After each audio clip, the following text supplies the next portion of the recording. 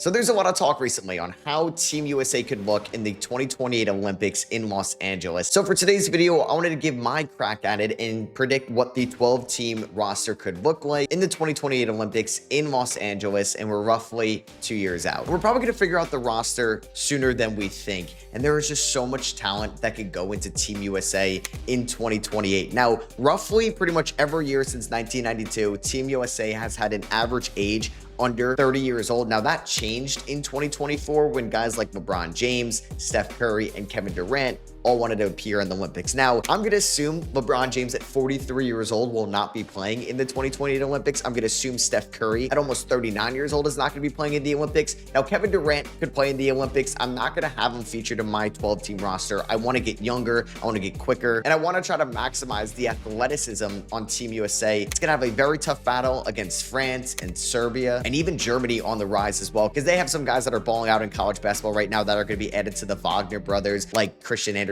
at Texas Tech and Hans Steinbeck at Washington. So yeah, no KD, no Steph Curry, no LeBron James. If they want to appear in it, that's fine with me. They have the legacy and they have the reputation to belong in the 2028 Olympics. But for my 12-team roster, we're going younger, and basically 31 years old is going to be the oldest player on this team. So we're not going to have older guys like Jimmy Butler, Kyrie Irving, Derek White at 34 years old, no Drew Holiday at 38. So those guys will not be reappearing on the roster. Kawhi tried to play on the 2024 roster.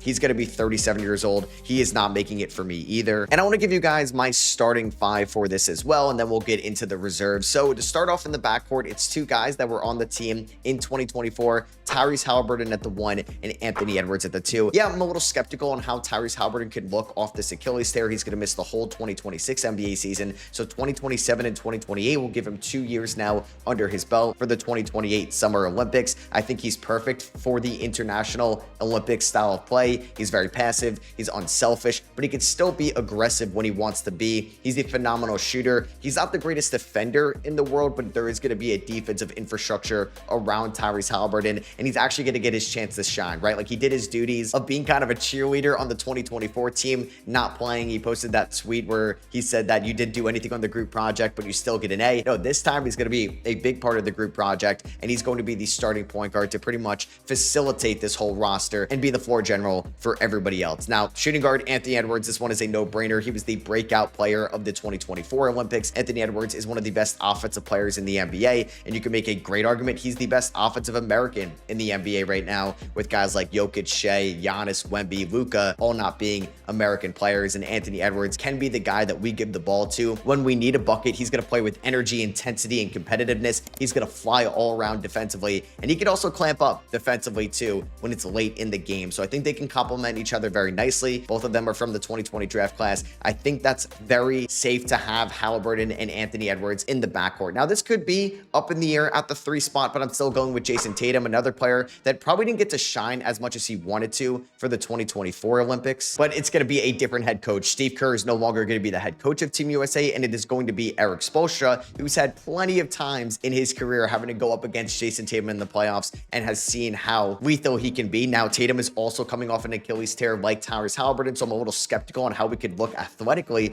with two guys off a serious injury. Now, it looks like that we're going to see Jason Tatum this year in the 2026 NBA regular season, so we'll have about 2.5 years of play from Jason Tatum post Achilles tear to now be kind of a leader for this team, because he's going to be one of the older players on this roster, and Tatum, I think, has to start if he's willing to do this yet again. Tatum has one of the best resumes out of anybody in the NBA right now, and it's tough. We haven't been able to talk about how good Jason Tatum is this year because he's been out, but he's somebody that's a really good defender as well and will buy into the team first unselfishness of Team USA in 2028. Now, at the 4 spot, this could be up in the air. This could go a couple different ways. If you want to have some size out there when you're going up against Wemby or Jokic or Giannis, that's fine with me. But right now, I'm going to have somebody that's going to be roughly 21 years old in the starting lineup. Yeah, Cooper Flagg. We are fully going into the youth, and we're going to have Cooper Flagg be the next face of Team USA, because he was on the select team, was kind of scrimmaging against Team USA in 2024. He's now going to start off his Olympic career at 21. So he'll play at 21, 25, 29. You get the point. Flagg is going to have so much more experience as a ball handler at this point in his career. He's already averaging 20 points, 6 rebounds, and 4 assists as a rookie. He's already displayed point forward abilities, and Flagg is a phenomenal defender right now. He's going to be able to fly around all over the place and really just kind of bring together this athleticism, this switchability, this defensive intensity that I'm trying to build here with this roster. And the center spot, the Team USA center spot can get a little dicey. I'm not going to go with Joel Embiid or Anthony Davis. They're going to be in their mid-30s. And if Anthony Davis wants to play, sure, that's fine with me. But like I said, I want to go on the younger side as well. So Bam Adebayo is going to be my starting center. Bam Adebayo is a little bit undersized when you're putting him up against Wemby. There is a decent height gap between those two. Bam is roughly 6'9", 6'10", but I just think the athleticism, the basketball IQ, he gets to play with his coach, Eric Spoelstra. We're going to be just fine defensively. And we're also going to have some great defenders coming off the bench and some tall players as well. So that is going to wrap out my starting five. Tyrese Haliburton at the 1, Anthony Edwards at the 2, Jason Tatum at the 3, Cooper Flag at the 4, and Bam Adebayo at the 5. Let me know if you would change anything about that. Would you kind of reorder it at all? Or would you just say that one of those guys should not be here? Do you trust Haliburton and Tatum both off an Achilles tear? Do you trust Bam Adebayo as a starting center this time around? Can you put faith in a 21-year-old Cooper Flag? Let me know. And there's an obvious six-man for me. You can honestly throw him in the starting backcourt if you maybe don't trust Haliburton at the moment. It is Devin Booker. Devin Booker is going to be a veteran on this team. He's going to be roughly 31 years old, and he's the type of unselfish player that wants to win for Team USA that would be just fine coming off the bench. He started some games in 2024. He came off the bench in some games as well. So you can kind of ask him to start in a pinch. He can close out games. He can come off the bench. He could do it all. And he was just such a good passer and such a good playmaker a couple years ago when they were going up against Serbia and France. And I just think Booker is going to be such a good veteran for this roster. 31 years old. Like, yeah, Booker, Tatum, Bam, these three guys from the 2017 class are going to be some of the older players on this roster. I trust Booker as a three-point shooter, mid-range shooter. I think he can hold his own defensively as well when you have the intensity of the Olympics going on. So this one was a no-brainer. Like, if you honestly wanted to put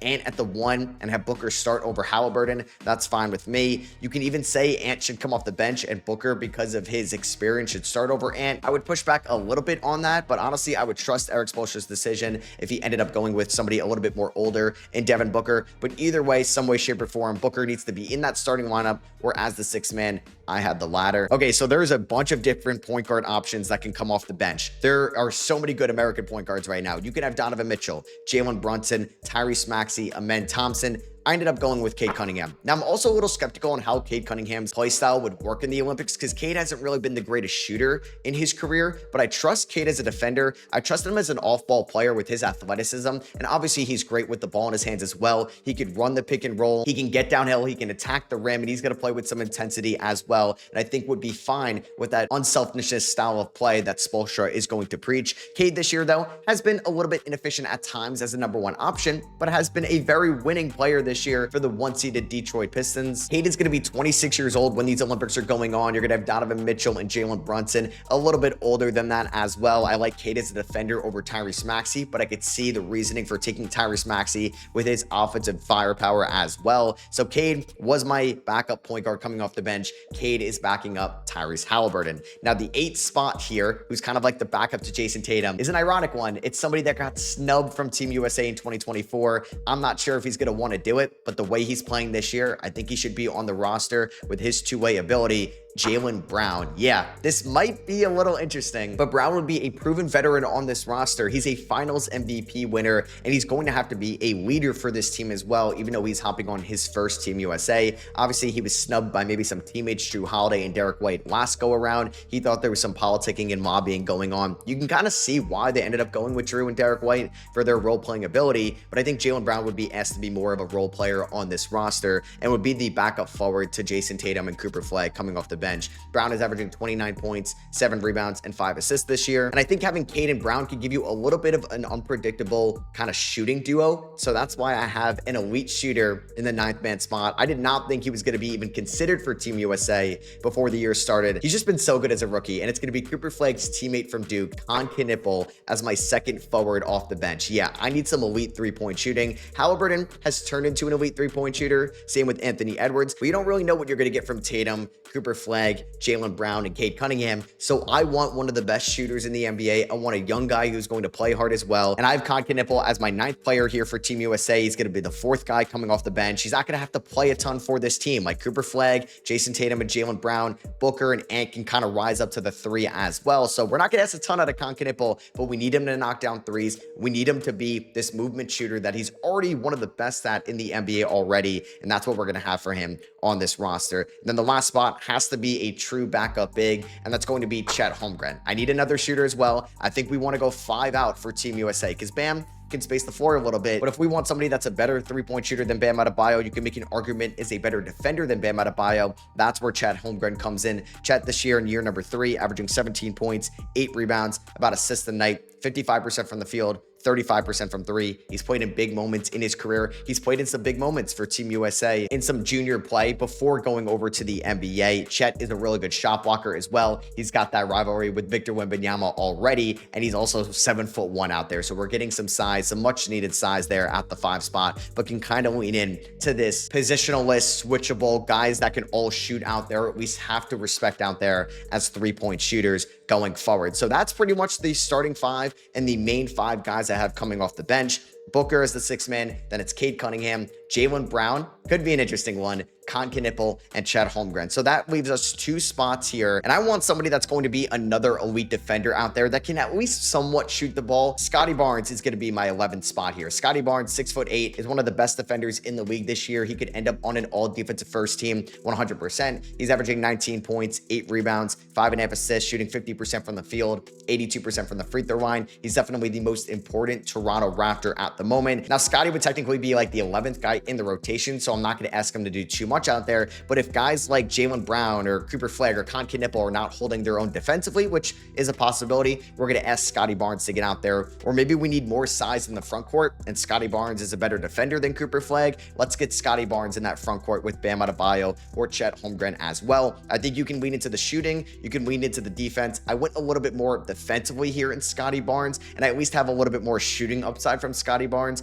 than somebody like a Men Thompson. So that leaves us with one more spot where you can go with like 1,000 different guys. I mentioned all those point guard snubs like Jalen Brunson, Tyrese Maxey, Donovan Mitchell, Amen Thompson. I think Jalen Williams, Jalen Johnson, Trey Murphy, Brandon Miller, all these guys are snubs as well, but I think I want to get a 3rd big. Maybe Bam is getting overmatched with his height. Maybe Chet is getting overmatched physically. So I want to get kind of like a bigger body out there. It came down between 2 centers or 2 bigs. Evan Mobley was one of them because Evan Mobley is still a great defender. He's the reigning D-boy, and he can also space the floor. But I went with Cade's teammate right now, Jalen Duren. I'm not asking Jalen Duren to play a ton. He might honestly be the Tyrese Halliburton of this roster as well. But if we need just a physical bruiser out there that is going to play hard, that needs to guard Giannis in the post or has to guard Nikola Jokic in the post, let's get Jalen Duren, a physical 5-man out there, more of a traditional 5. If maybe Chet or Bam Adebayo is not holding their own, and maybe we can run some double big lineups because Chet Holmgren can space the floor as a 4. Bam Adebayo has experience as a power forward, and then you can have Jalen Duren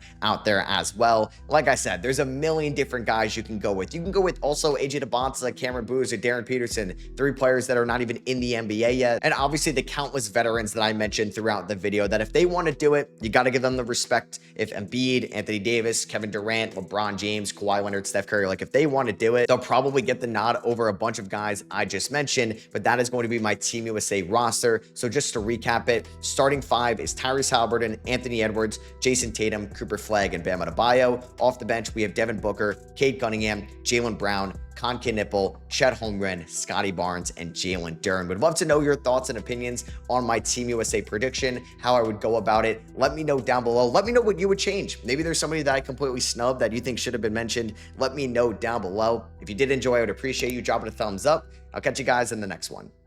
Peace.